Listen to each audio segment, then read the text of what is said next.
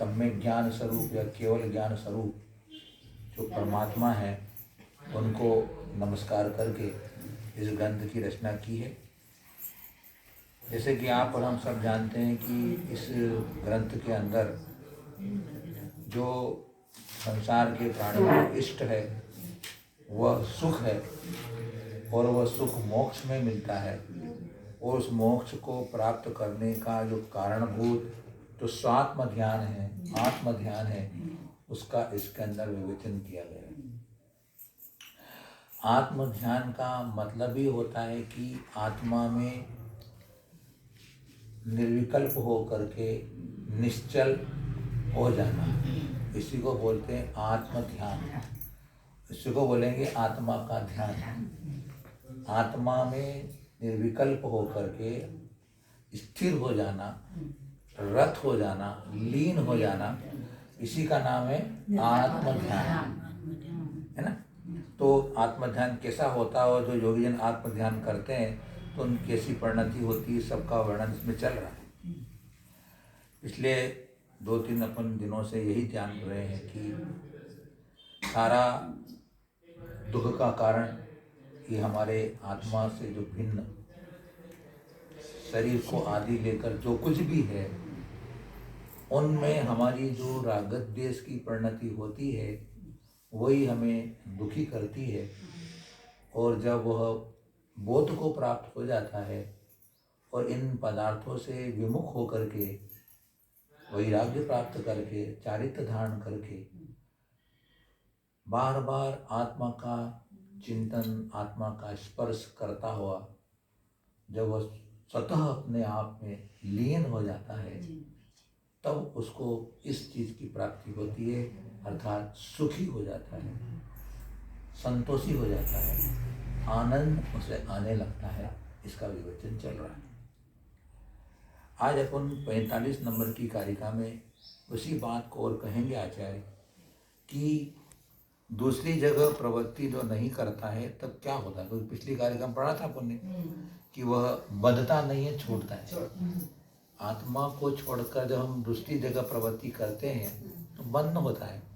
जब हम आत्मा में ही प्रवृत्ति करेंगे, आत्मा को ही जानेंगे तो हमें बंध नहीं होगा। उसी बात को और कहते हैं परः परस्ततो दुःख मात्मैवात्मा ततः सुखम्। आगे जाओ। अत एव महात्मानस् तन्निमित्तं कृतोद्यमा।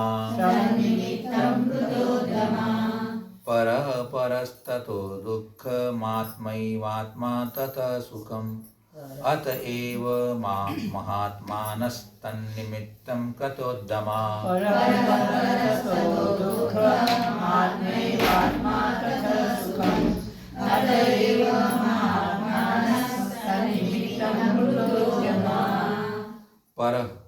पर ने अन्य पदार्थ, पर पदार्थ, जो पर पदार्थ या अन्य पदार्थ मतलब किससे, आत्मा से, क्योंकि आत्मा उसी की बात चल रही है।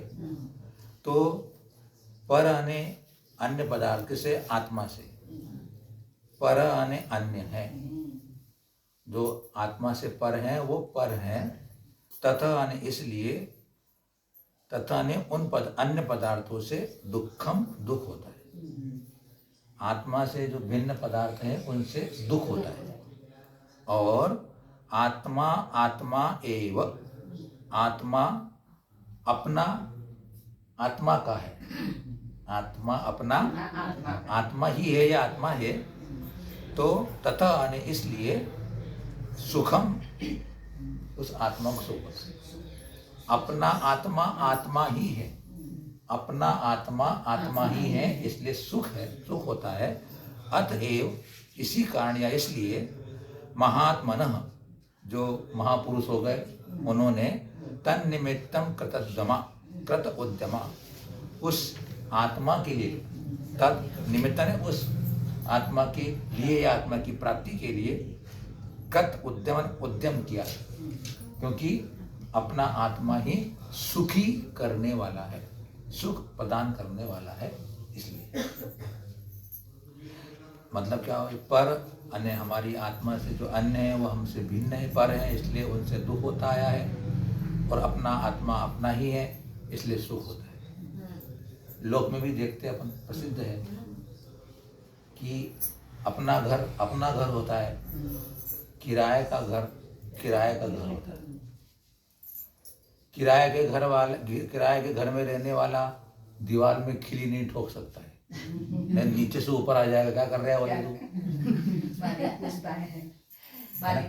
गंदगी नहीं कर सकते आप उसके मकान को, आप ज्यादा बिजली नहीं जला सकते आप, नहीं तो फिर तुमको मीटर भरना पड़ेगा, है ना।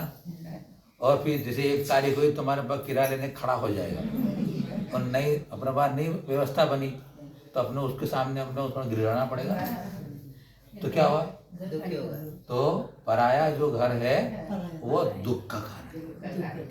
घर जब पराया अपना है, अपना घर होगा जब हो जाता है, बना लेते अपना, तब हम कहीं भी दीवार पे कुछ भी ठोको, कोई बोलने नहीं आता है, कैसा भी करो, कितनी लाइट जलाओ, किराया देना नहीं अपना, है ना।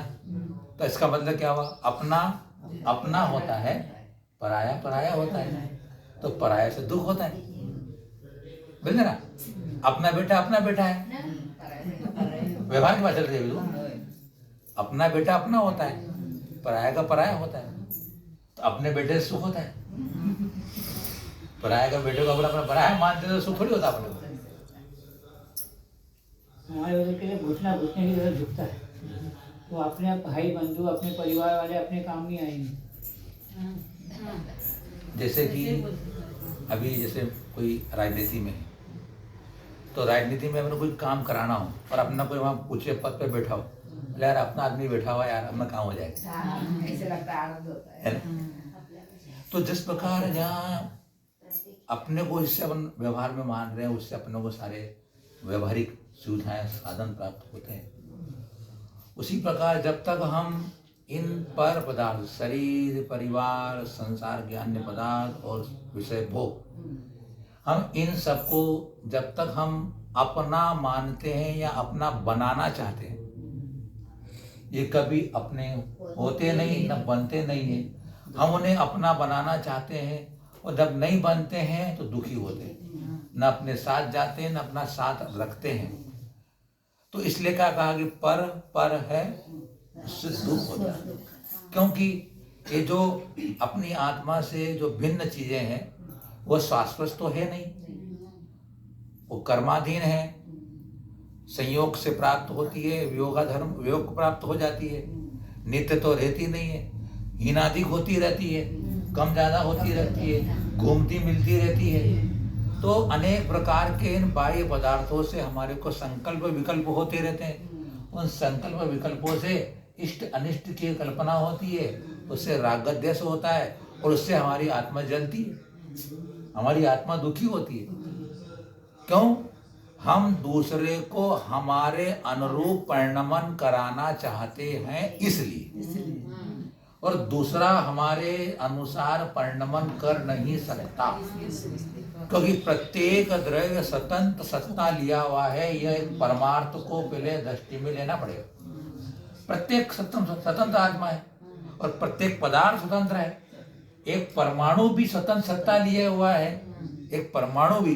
तो जगत के जितने पदार्थ हैं, जीव, पुद्गल, धर्माकार, वो सब अपने अपने हैं। तो पहले भी पढ़ के आए थे कि हम पर के कर्ता नहीं हो सकते, पर को परिणमन नहीं करा सकते हैं, और जब हम परिणमन कराने का झूठा पुरुषार्थ करते हैं तो दुखी होते हैं। इसलिए पर है, दुख होता है।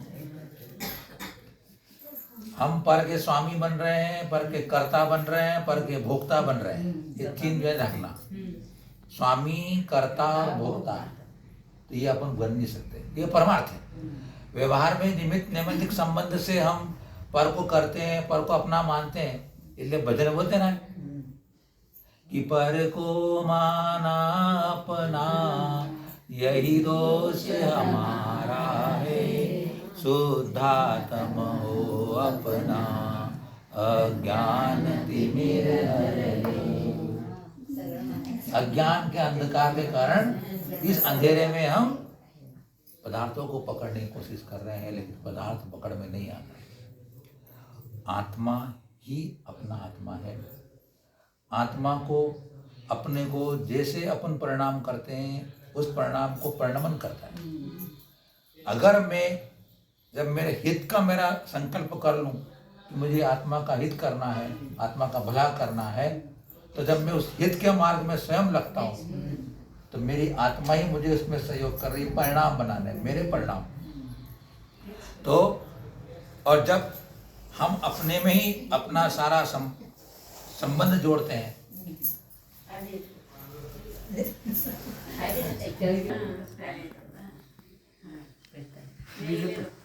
अपना आत्मा अपना बना हुआ है, बना रहेगा और बना था। हम अपने आत्मा को किसी प्रकार से वियोग को प्राप्त नहीं होते, न हमारे आत्मा का आज तक एक भी प्रदेश कम ज़्यादा भी नहीं हुआ और ऐसा का वैसा ही है, और उसके स्वभाव में भी कोई आज तक अंतर नहीं आया है। और इसलिए हमारा जो अपना है वो अपना ही है, वो कभी हमसे वियोग होता ही नहीं है, उससे हमारा कभी संबंध विच्छेद ही नहीं होता है। जब वो छोड़ता नहीं है तो पाने का क्या विकल्प, जब पाना ही नहीं है तो छूटने का क्या विकल्प। इन विकल्प जालों से अतीत मेरा आत्म स्वभाव है, और जब ऐसा आत्मा अपने अपने आत्मा में रहता है तो सुख होता है, संतोष होता है, तृप्ति होती है। तो ऐसी आत्मा के लिए महान पुरुषों ने उद्यम किया। क्या मतलब हुआ कि उन्होंने, तीर्थंकर आदि महापुरुषों ने इन सारे पर पदार्थों को पर मान करके उनसे विमुख हुए और एक अपनी आत्मा की उपलब्धि के लिए, आत्मा के ध्यान के लिए जो कुछ हमारे को, हमने इस साधना में जो हमको बाधक तत्व थे उन सबको छोड़ा और साधक तत्व को अपनाते हुए वे अपने आत्मस्वरूप में लीन हुए, और उन्होंने आज उपलब्धि करने के बाद वो आज सुखी है, अनंत काल तक सुखी रहेंगे, उनके सुख का कभी विच्छेद नहीं होगा, क्योंकि निज आत्मा अनंत सुख और अनंत ज्ञान स्वभावी है। उसमें एकमात्र राई के बराबर भी सुख की कमी नहीं हो सकती।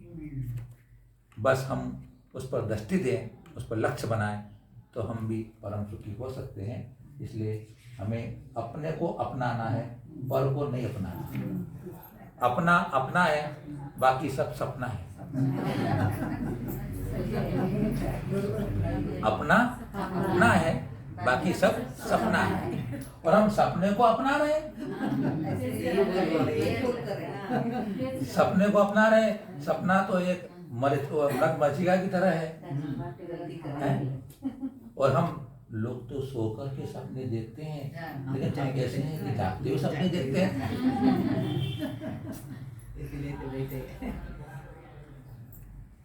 आगे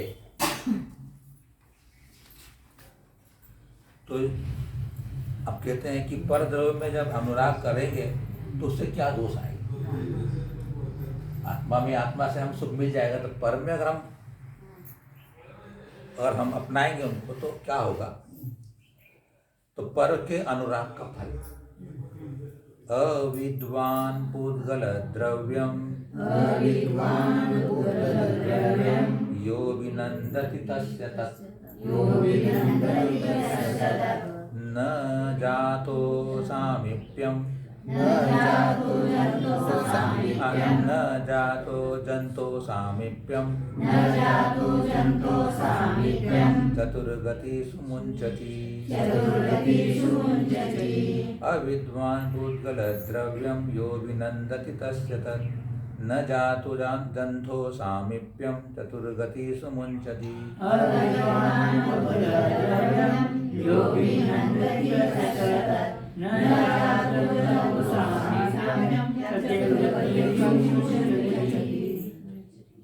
यह अविद्वान पुद्गल द्रव्यम अभिनंदति, यानी जो अविद्वान यानी बैरात्मा, मूर्ख, अज्ञानी, पुद्गल द्रव्यम अभिनंदति, पुद्गल द्रव्य का अभिनंदन करता है। और यह अभिनंदन से क्या है, उनको आत्मी भाव से उनका समादर करता है। यह अभिनंदन का मतलब ये मेरे मेरी आत्मा है या मेरे ऐसा आत्मीय भाव रूप से उनका आदर करते, जिनका पुद्गल द्रव्यों का मूल अज्ञानी जीव इन पुद्गल द्रव्यों का आत्मीय रूप से उनका अभिवादन करता है, समादर करता है। तस्य जंतु हो अने फिर उस प्राणी को, जंतुओं ने इस प्राणी को, बहिरात्मा जीव को, तत् जातु चतुर्गति सामीप्यम न मुंचति, उस कारण तद ने वो उस कारण से क्या होगा, वो जो पुद्गल द्रव्य है शरीर आदि, जातु ने कभी भी चतुर्गतिषु सामीप्यम न मुंचति, चतुर्गति चारों गतियों में समीपता ने साथ को न मुंचति नहीं छोड़ता है। जितना हम शरीर आदि पर पदार्थों का हम जितना आत्मीय भाव से उनका समादर करेंगे तो वे हमें कभी छोड़ के नहीं जाएंगे, क्योंकि उनका हम अभिनंदन करते हैं, उनका अभिनंदन करते हैं। ये अभिनंदन का मतलब माला पहनाते ऐसी बात नहीं, बात वही है, उनको आत्मीय रूप से मानिए। तो अपने दिन चर्चा भी की थी कि अगर अपने घर में मेहमान कभी आ जाए और आप उसको तवज्जो दो, मान सम्मान करो, आदर सत्कार करो, तो क्या करता है वो, रुक जाता है मेहमान। जैसे उपास का भी ऐसे ही, उपास में मेहमान है। और बुखार क्या है, मेहमान है वो, क्योंकि मेहमान जैसे कि कुछ दिन समय के लिए आता है तो बुखार भी, उस मेहमान के आने पर अगर आप उस दिन उपास कर लो तो क्या होता है, उपास करने पर वह जो आपके अंदर विकार पैदा हो, विकार अंदर आपके विकार हुआ तो उसका चिन्ह शरीर गर्म होने का मतलब ये है। बुखार मतलब क्या है, आपके पेट में आंतों में कोई गड़बड़ हुई है, कोई जहर बना है, वो बाहर दिख रहा है तुम्हारे गर्मी बुखार के रूप, तो अंदर के जहर को निकाल दो, उपास कर, बुखार हो जाए। हमारे संग में तो महाराज थे, तो कुछ भी शरीर में कुछ भी तकलीफ होती थी, उपास, इसको खिलाएंगे पिलाएंगे तो वह बढ़ेगा, और बढ़ गया है ना कि जिस प्रकार की वो ज्वर, पित्त ज्वर वाला अगर घी पिएगा तो क्या होगा, सस्ता हो जाएगा है? घी पीने वाला जिसको बुखार आया है तो घी पिएगा तो क्या होगा, और उसका बुखार बढ़ेगा ना। तो यहाँ कह रहे हैं कि जो शरीर आदि पुद्गल पदार्थ है वो आत्मा नहीं है, और ये मूर्ख आत्मा जो बहिरात्मा होते हैं वे उसे अपना मान करके अपनाते हैं, और उनकी गलत धारणा से वो पुद्गल से मतलब क्या हुआ, औदारिक शरीर, वैकृतिक शरीर, कर्मण शरीर, ये तीन शरीर अपने को छोड़ेंगे। क्यों? क्योंकि जब हम पर में अपने आत्म बुद्धि करते हैं, पर को अपना मानते हैं, तो राग द्वेष की परिणति हो जाती है, इष्ट अनिष्ट कल्पना हो जाती है, सुख दुख की कल्पना हो जाती है, अपने पराये की इच्छा होना हो जाती है, तो वो हमारे को नवीन कर्म बंध बना देता है। और नवीन कर्म बनता है तो कर्म के उदय में फिर शरीर मिलता है, फिर शरीर में इंद्रियां होती है, इंद्रियों के विषय होते हैं, विषयों में हम लगते हैं, फिर कर्म बनता है, तो ये श्रृंखला चालू है। क्यों? हम इसका सम्मान कर रहे हैं। और जितने भी आत्म साधक जब होते हैं तो इस आत्म साधक आत्मा के अंदर की अनंत शक्ति को पहचान लेते हैं, तो फिर अब इसका आदर करना छोड़, उपास करना, एकासन करना, ये रस छोड़ना, वो रस छोड़ना, तपस्या कर रहे हैं, ध्यान लगा रहे हैं, है ना, और वैराग्य बढ़ा रहे हैं, मौन रख रहे हैं। क्यों सब? क्योंकि इससे क्या होगा, पर से संबंध टूटता है। जितना हम पर से जुड़ते हैं उतने विकल्प पैदा होते हैं। अपने को पर के बीच में रह करके भी आत्मा को आत्मा रूप से स्वीकार करना है कि मैं आत्मा हूँ, ये सब पर भिन्न है, ये मेरी आत्मा नहीं है, ये सब वो वृक्ष पे आए हुए पशु पक्षी की तरह है जो रात भर रहते हैं और सुबह निकल जाते हैं अपने अपने काम से। अब देखो कितना अच्छी बात उस दृष्टांत में थी कि रात को वो बैठते तो हैं एक साथ होकर के, लेकिन किसी से वो राग द्वेष नहीं करते। तू तेरा सो रहा, मैं मेरा सो रहा हूँ, तो तेरे डाल पे बैठा, मैं भी डाल पे बैठा हूँ, उसको उड़ा के जाके लगाते नहीं वो लोग। तुम सब बैठो, अपने सब बैठते हैं, सुबह अपने में चले जाते हैं, वहां बैठ करके किसी से राग द्वेष नहीं करते। और हम ऐसे हो गए पशु पक्षी से गए होते हैं। तो घानी की बेल की तरह हम घूम रहे हैं। देखा ना, चतुर्गति मुंचती ना, चारों में घूम रहे हैं हम। इस शरीर का जो घानी का बेल होता है ना, उसके आंखों में पट्टी बांध देते हैं। कभी तुमने देखा उसको? नहीं देखा आप लोगों ने?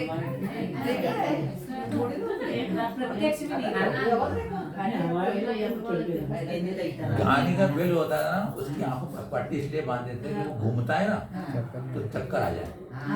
चक्कर नहीं आए और उसको लगे कि मैं बहुत चल रहा हूँ। मैं चल रहा मतलब मेरी यात्रा चालू है, वो नहीं तो क्या खड़ा हो जाएगा।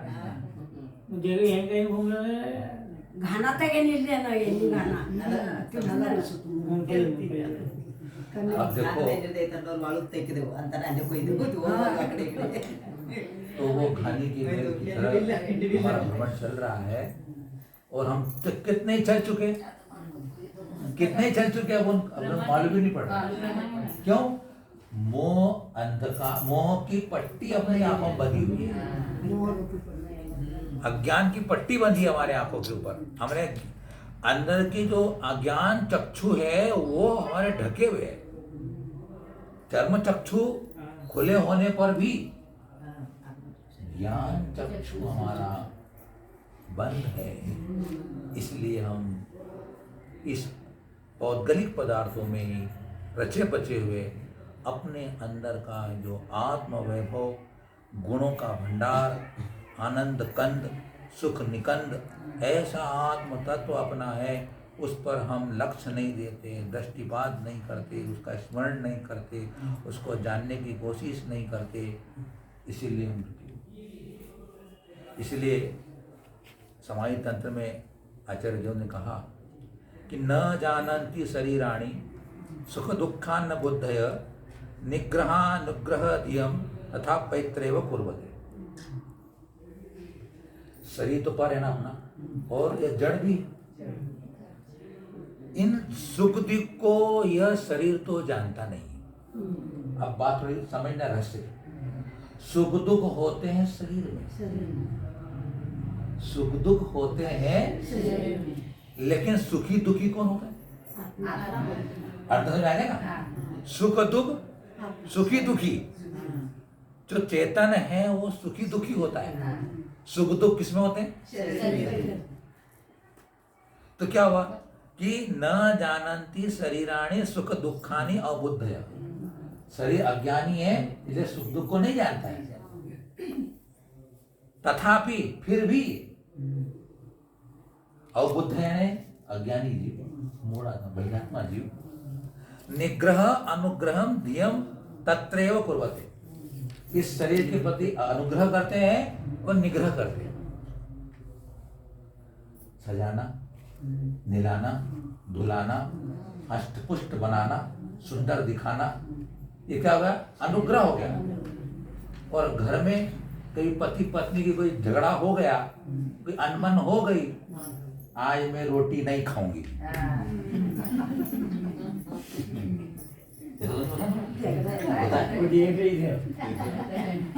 रोटी नहीं छोड़ना, बाकी सब छोड़ लेना, रोटी नहीं छोड़ना। देखो होता तो है ना, तो है झगड़ा होता है लेकिन खाना छोड़ता नहीं। खाना नहीं छोड़ना। वो सबके बीच में अकेला एक आदमी खाना बोल रहा है। तो क्या हुआ? वह निग्रह हो गया। तो क्या उपास करने से शरीर तो मेरा भूखा रह गया, उसको तो फर्क पड़ा नहीं, तो क्या फर्क पड़ा? लेकिन अब वो दिन भर भूखे रहे, कल तो खाना ही पड़ेगा। और क्रोध बढ़ता है खाली पेट में वो बढ़ता है। इसलिए इस शरीर का हम अभिनंदन न करें तो हम अपने को सुखी बना सकते हैं। ये सब दृष्टि उस आत्म साधक को आत्महितैषी के अंदर दृढ़ता से बनी रहती है। इसलिए वो शरीर के प्रति मोहित नहीं होता है, शरीर से प्रीति नहीं करता है, और शरीर के लिए अपना सर्वस्व न्यौछावर नहीं करता है। ठीक है, शरीर धर्म का साधन है। उस शरीर देखो है, हमारे कहते हैं कि शरीर नौकर है। शरीर क्या है? नौकर है।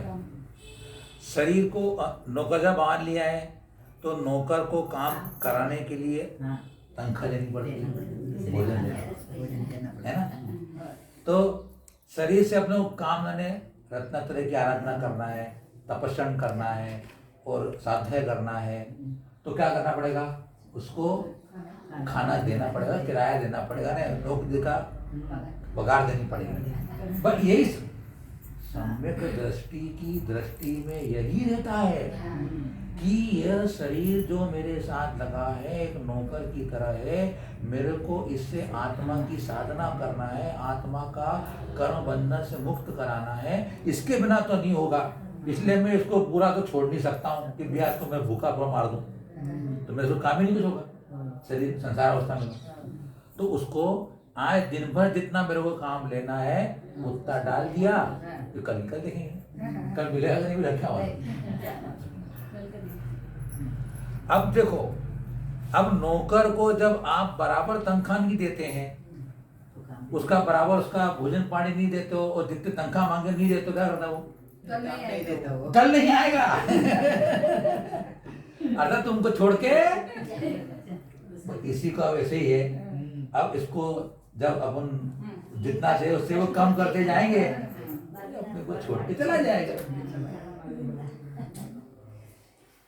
आइए अब कहते हैं आत्मस्वरूप में तत्पर रहने वाले को क्या होता बोले, तो स्वरूप निष्ठता में उसको क्या चीज प्राप्त होती है, उस बात को बता। आत्मानुष्ठानिष्ठस्य व्यवहार बहिस्थिते जायते परमानंदः कश्चिद्योगेन योगिनः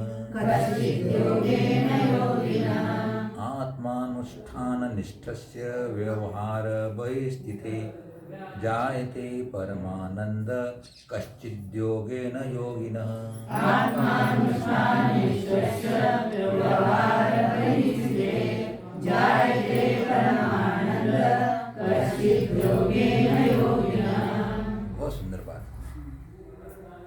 व्यवहार बहि स्थिते, व्यवहार बहि है, व्यवहार से मतलब व्यवहार चारित्र लगा, क्योंकि निश्चय चारित्र भी होता है, व्यवहार चारित्र भी। अभी चर्चा करेंगे, पहले अर्थ कर लेते हैं। तो व्यवहार बहि स्थिते, जो व्यवहार चारित्र से बाहर स्थित है, अर्थात जो व्यवहार चारित्र में नहीं लगा हुआ।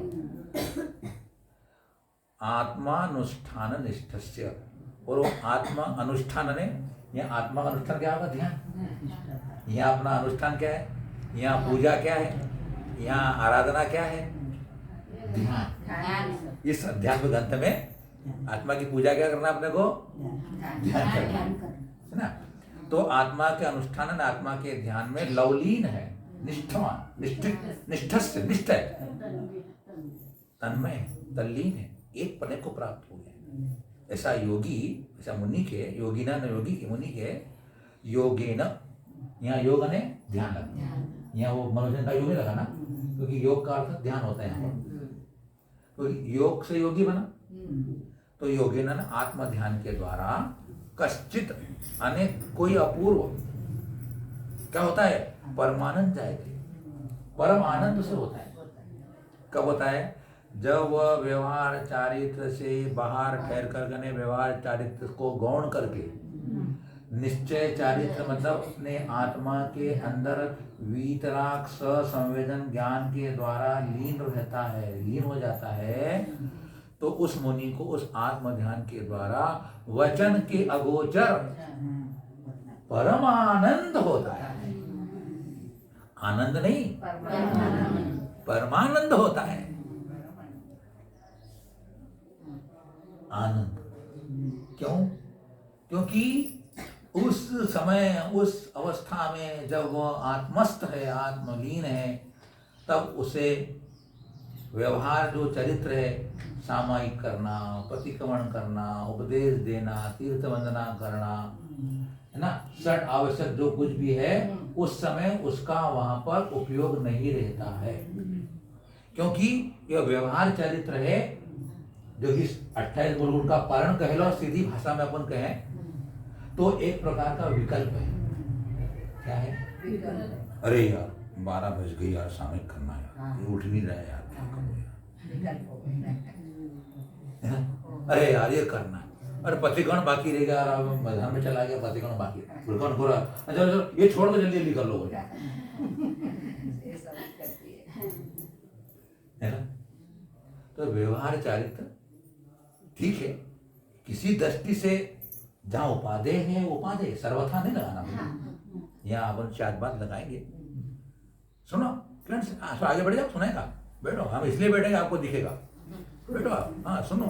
अरे कल तुम आए नहीं तो कितनी बढ़िया कहानी सुनाई थी हमने, टोकरी वाली, आप नहीं आए थे? टोकरी टोकरी की टोकरी में पानी भरना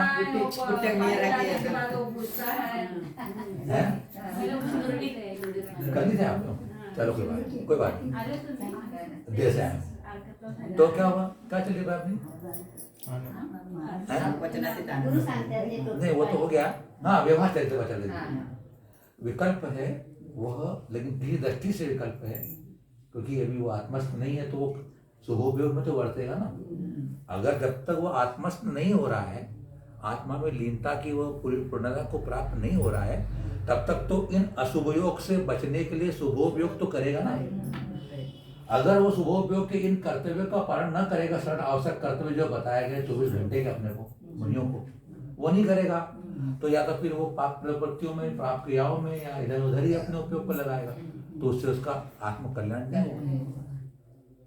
तो लेकिन जब वह व्यवहार चारित्र को गौण करता है, अर्थात इस प्रकार की जो व्रत, देव वंदना, स्वाध्याय आदि, प्रवचन नहीं करना आदि, इन सब को जब छोड़ करके जब वह निश्चय चरित्र में आकर के लवलीन हो जाता है। निश्चय चरित्र का मतलब ही है कि शुद्धोपयोग, निश्चय चरित्र का मतलब है शुक्ल ध्यान, निश्चय चरित्र का मतलब है अपनी आत्मा के द्वारा अपनी आत्मा में अपनी आत्मा को ध्याना, यह सब उसके नाम है। इसका नाम है वो निश्चय चारित्र करो, वितराग चारित्र कह लो, सब इसी का नाम है। अब जो इस पहाड़ के मन वचन काय की प्रवृत्ति से निवृत्त हुआ, जब उन्हें आत्मस्थ कब हुआ जाएगा, जब तक आप गुप्ति को प्राप्त नहीं होंगे। याद रखना, जब तक गुप्ति नहीं है तब तक आत्मस्थ नहीं हो सकते, क्योंकि युक्तियों के द्वारा तो बाहर जाते हैं, क्या जाते हैं हम, बाहर जाते हैं। इसलिए वो उन गुप्तियों में गुप्त होकर के वे जब आत्मस्वरूप, क्योंकि उन्हें आत्मा के शुद्ध स्वभाव का निर्णय कर लिया, श्रद्धान कर लिया, उसमें अनुचरण कर रहे, उसमें रत रह रहे, तो आत्मा का स्वभाव तो आनंद कंद ही है, आनंद रूप ही है, जिसमें जो होगा वही तो मिलेगा। आइसक्रीम खाते हैं तो मीठी भी लगती है और ठंडी भी लगती है, खाई क्या तुमने? आप दाती नहीं क्या खाओगे? आइसक्रीम खाएंगे तो मीठा भी लगता है, ठंडा भी लगता है, क्योंकि वो उसमें है, तो जिसमें जो स्वाद होगा, जो रस होगा वही तो आएगा। आत्मा में क्या भरा हुआ है? आत्मा में तो परम आनंद का रस भरा हुआ है, तो उस परम आनंद में एकत्व को प्राप्त हो जाता है। आत्मा अपने शुद्धोपयोग परिणामों से अपने उपयोग को कर्म के निमित्त से होने वाले भावों में न जोड़ता हुआ, शरीर से अलग होता हुआ, क्योंकि जब त्रिगुप्ति से गुप्त हो गया, शरीर संबंध टूट गया उसका, तो बताइए, शरीर में रह करके भी शरीर से भिन्न, यह एक वस्तु तत्व है। क्यों? शरीर और आत्मा दो भिन्न चीज है, तो एक कैसे हो सकती है? भिन्न कैसे, दो अलग अलग चीज एक कैसी हो सकती है? नहीं हो सकती। फिर भी व्यवहार से एक होकर के भी एक नहीं है, तो जब एक नहीं है तो अलग हो गई, अलग कर दी गई। अपन पढ़ते ना सड़ाला में, क्या पढ़ते हैं अपन? नहीं, वो कौन छेनी, जिन परम छेनी सुबुद्धि छेनी जारी अंतर भेदिया, है ना? तो वो परम पेनी छेनी कौन सी है? ये भेद विज्ञान की छेनी, और जब वो आत्मा के बार बार स्पर्श करते हैं, आत्म स्वभाव को बार बार छूते हैं, तो उन्हें उस आत्मा और कर्म और शरीर के बीच की संधि होती है, वो संधि उनको पकड़ में आ जाती है और वहां छेनी रख के मारते हैं तो वो अलग हो जाता है। जो बड़े बड़े पत्थर के दासे होते हैं ना, उस एक मोटे दासे में से कई और पत्थर निकलते हैं ऐसे लंबे लंबे। तो उस कारीगर को मालूम होता है कि कहाँ मैं छेनी मारूंगा तो अलग हो जाएगा। इसे परम छेनी सुबोधित, जो परम सुबोधित छेनी, सुबुद्धि भी छेनी, अंतर डालिया अपने परभाव को अलग कर देते हैं। परभाव जो कि मेरी आत्मा में कथनचित तन्मय होके हो रहे हैं, उस प्रभाव से भी अलग। क्या शक्ति आत्मा की, अचिंत शक्ति, अचिंत महिमा कि मिले हुए में भी अलग कर लेती हो, एक में एक मिले हुए। जिस प्रकार की जो हंस होता है, पानी और दूध अलग, बताओ कैसी उसकी जोश में ताकत होती है। हाँ, निर्बिट हाल तोड़। बताओ, एक पशु हमको एक संकेत दे रहा है कि हे भगवतियों, अरे मैं दूध और पानी अलग करके दूध को पीता और तुम क्या कर रहे हो? दुसरे पक्षी असं करत नाहीत खरं त्याच्यात तो जब आत्म ध्यान में करते हैं, आत्म का शुद्ध स्वरूप का रसास्वादन लेते हैं, तो उनको उस वचन, उस परम आनंद को वचन से नहीं कह सकते कि वो आनंद ऐसा है, वो आनंद ऐसा आता है। अपन सबको पूछे कि मिश्री का स्वाद कैसा है? मिश्री मिश्री का स्वाद कैसा है? मिश्री मिश्री साखर डलने वाली ठीक है, कड़ी शक्कर बोलते हैं। उसका स्वाद कैसा है? चलो अपन ऐसा बात करो, शक्कर का स्वाद कैसा है?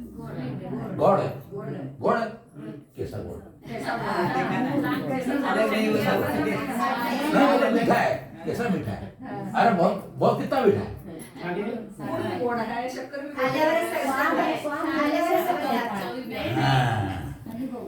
अरे यार क्यों माथा खा रहा है यार, तू खा के देख लेना। इसलिए वचनातीत, वचन की अगोचर, वह ऐसे सुख को सिद्ध भी भोगते हैं। ऐसा मीठा है वैसा मीठा नहीं खाने की बदो यहाँ योगी जन, यहाँ के योगी जन जब वह शुद्धोपयोग निर्विकल्प समाधि के द्वारा वीतराग संवेदन करते हैं, राग देश मोह से रहित सारे विभाव विकार भावों को छोड़ करके आत्मस्थ हो जाने पर जैसे सिद्धों को सुख का अनुभव होता है, यहाँ पर वैसे सुख का वह निरंतर अनुभव करते हैं। मोक्ष सप्तम निरंतर। बताओ, वो आनंद यहाँ भरा हुआ है, हम कहाँ ढूंढ रहे हैं? कस्तूरी, हिरण के नाभि में कस्तूरी होती है, उसमें बहुत खुशबू होती है, और उस हिरण को मालूम नहीं होता है, और वो जंगल में घूमती रही, खुशबू कहाँ से आ रही? हमारे स्थिति ऐसे हो रहा है। इसलिए हम कहाँ आचार्य कहते हैं समाधि तंत्र में कि व्यवहार सुप्तोय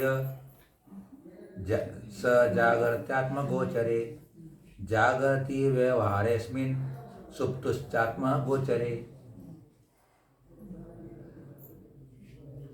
जो व्यवहार में सोया हुआ है वह स आने वह आत्म गोचरे जागृति, वो आत्मा के विषय में जागा हुआ, और जागृति व्यवहार इसमें, और जो इस व्यवहार में जागा हुआ है सुसुप्तश्च आत्मगोचरे, वो आत्मा के विषय में सोया हुआ है। व्यवहार में क्या होता है कि प्रवृत्ति होती है, निवृत्ति होती है। प्रवृत्ति निवृत्ति का नाम ही है व्यवहार। प्रवृत्ति क्या हुई कि 5 अहिंसादि महाव्रतों का पालन करना, क्या कहलाता है? प्रवृत्ति। मुझे अहिंसा का पालन करना है, झूठ सत्य बोलना, अचौर्य का पालन करना, ऐसा। लेकिन उस प्रवृत्ति के जो बाधक तत्व है उनका दूर करना निवृत्ति कहलाता है। हिंसा नहीं करना, झूठ नहीं बोलना, चोरी नहीं बोलना, चोरी नहीं करना, ये निवृत्ति है। तो इस व्यवहार में विकल्प चलते हैं, इष्ट अनिष्ट कल्पना होती है। तो जब वह शुद्धोपयोग में पहुंचता है तो वहां पर उसका अबुद्धि पूर्वक राग द्वेष नहीं होते। छठे सातवें गुणस्थान में बुद्धि पूर्वक राग द्वेष होते रहते, वहां अबुद्धि पूर्वक होने से वो और अत्यंत कम मंद हो गया राग, क्योंकि परिणामों की विशुद्धि अनंत गुणी बढ़ चुकी उसकी, क्योंकि पर से हट गया। अनंत गुणी विशुद्धि बढ़ जाने से अब उसके राग द्वेष के उपयोग में झलकते ही नहीं। मजे की बात, राग द्वेष हो रहे हैं तो कर्म को उदय 90 गुणस्थान तक क्रोध मान माया लोभ का उदय है। क्रोध उदय में आ रहा है, श्रेणी में विराजमान साधक को, लेकिन उसका उपयोग नहीं जाता है। क्यों? कल पढ़ा था अपन ने कि जहाँ ज्यादा सुख मिलेगा कम सुख के प्रति अनादर हो जाएगा। इसलिए हम भले ही बाहर जगे हुए हों, अंदर से जगना है, अंतर के अंतर चक्षु को खोलना है। बहिश्चक्षु अपने खुले, अंतर चक्षु मतलब मोह ममता प्रिय अप्रिय राग द्वेष तृष्णा आशा लिप्सा, ये सब हमारे क्या है? ज्ञान चक्षु को, प्रज्ञा चक्षु को बंद किए हुए। प्रज्ञा चक्षु होना, जब इस प्रकार से जब आत्मा आनंद को ले रहा है साधक, तो उस आनंद से क्या काम होता है? आनंदो निर्दहतुध्यम कर्मेन्धनमनारतं न चासौ खिद्यते योगी बहिर्दुःखेष्वचेतनः। आनंदो निर्दहतुध्यम कर्मेन्धनमनारतं न चासौ खिद्यते योगी बहिर्दुःखस्वचेतनः।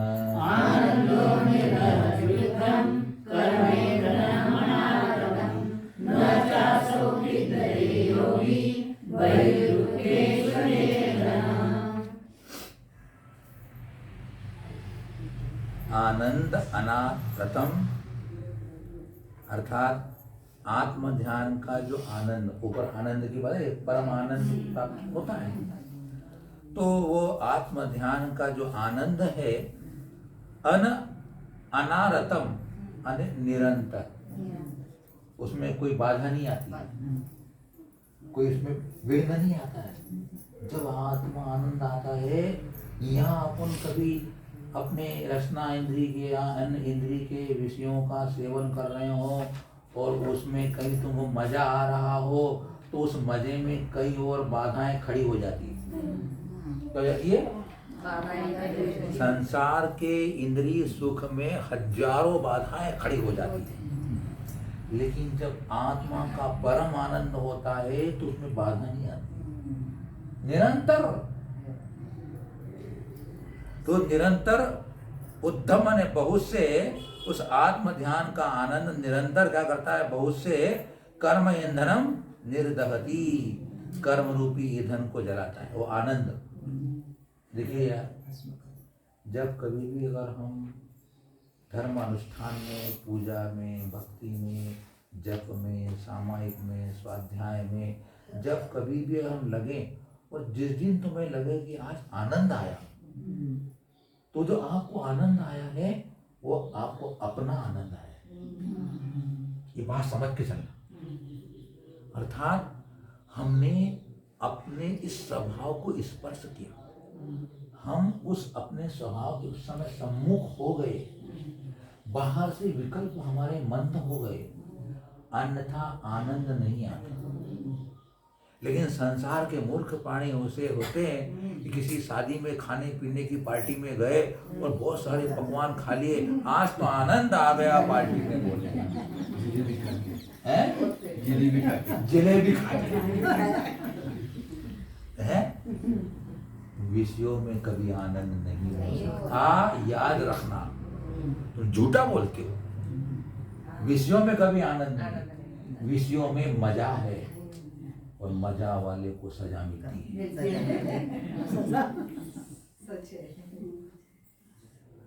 देखो, आनंद का प्रतिपक्षी कुछ नहीं है, सुख का या इस मजे का प्रतिपक्षी है।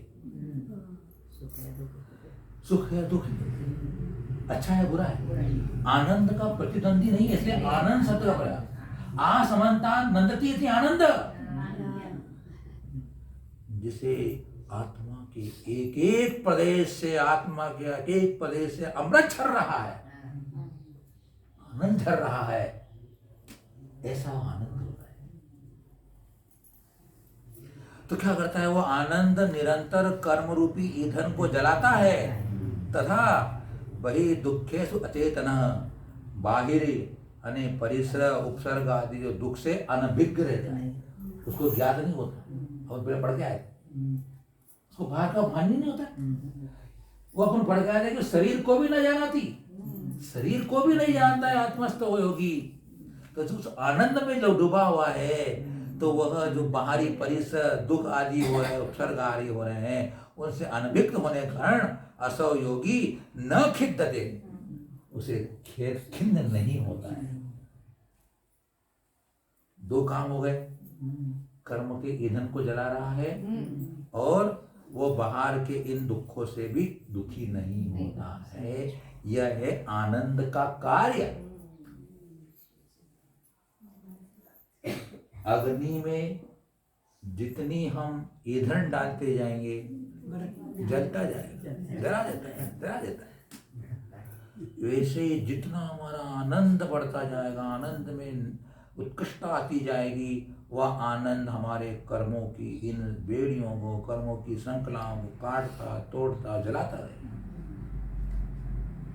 इसलिए तो वो योगी जन जब ऊपर सीढ़ी चढ़ते जाते हैं तो कर्मों की निजरा बढ़ती जाती है। अपन ने तत्वसूत्र में पढ़ा हुआ है 10 स्थान निजरा के हैं। सहयोग केवली से अयोग केवली की निजरा ज्यादा होती है, क्योंकि अयोग केवली को शरीर के बिना आनंद आ रहा है, अनंत भगवान को शरीर सहित आनंद आ रहा है। शरीर से संबंध नहीं रहा, फिर भी तो शरीर का एक उनके पास संबंध जुड़ा हो रहा है, इसलिए अयोग केवली की निजरा ज्यादा हो रही है। इसलिए तो अंतर्मूर्त में 85 पकड़ धसके जल के नष्ट हो जाती है। 13वें गुणस्थान में एक भी कर्म की विच्युति नहीं होती, सत्ता विशुद्धि नहीं होती, वहां नष्ट नहीं होता, निजरा चालू है, मगर 13वें गुणस्थान में एक भी कर्म नष्ट नहीं हो रहा है। इसका मतलब आनंद नहीं, ऐसा बात नहीं है, आनंद पाएगा। बता रहा हूँ कि 13-14 गुणस्थान में स्थिति कैसी है। तो ये सब क्या हो जाता है कि उनको बाहर के इन दुखों का उनको अनुभव नहीं होता है, क्योंकि वे योगी जन चैतन्य गुफा में विराजमान हो जाते हैं। कहाँ जाते हो? चैतन्य गुफा में। वो जब चैतन्य गुफा में चले जाते हैं तो उस गुफा के अंदर किसी भी परद्रव्य का प्रवेश नहीं हो सकता।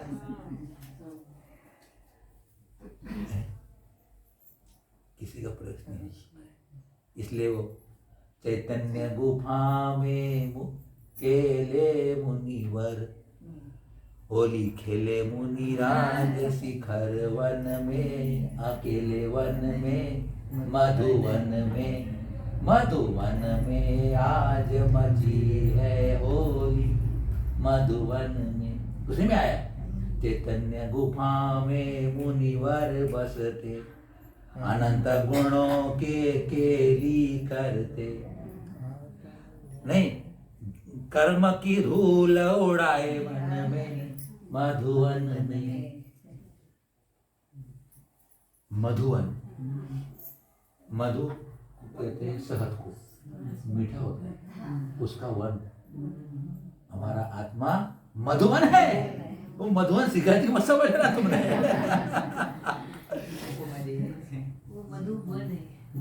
हाँ, नहीं ये मन है, यही मधुबनी बोल रहे हो। तो यहाँ पर वो ऐसा परमानंद का वन के वृक्ष लगे हुए।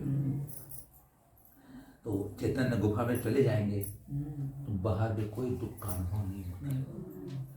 अरे जब 3 गुप्ती से गुप्त हो जाते हैं, छड़ना पड़ते अपन, क्या छड़ना पड़ते ना छड़ी धारे के अंदर, कि वो ऐसे ध्यान में बैठते हैं मानो की पत्थर की मूर्ति।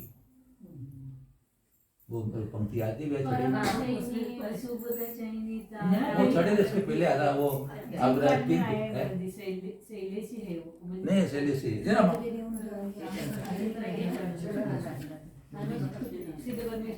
नहीं इसमें छड़ाला में आया है अपना ये।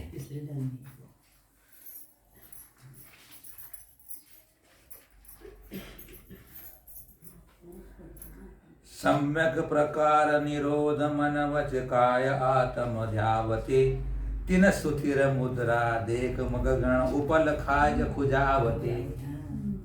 अने मन वचन काय का गोपन करके जब आत्मस्थ हो जाते हैं उस समय इतने चल और स्थिर होते हैं, तो उनकी उस प्रति को प्रतिमा को देखकर, उनके उस रूप को देखकर उस मन में निकलने वाले हिरण यह समझते कि पत्थर की शिला है, उजाड़ के चले जाते अपने खुजरा में डाल करके, लेकिन योगी हिलते तक नहीं है विचलते। अरे जब मच्छर सांप, अरे भगवान बाहुबली स्वामी 1 वर्ष तक खड़े रहे, सर पर चढ़ गए, बिस्मरी चढ़ रही है, जहरीले सब पशु चढ़ रहे हैं भगवान के ऊपर, लेकिन भगवान को पता ही नहीं है। क्यों? वो शरीर के प्रति आत्मा आनंद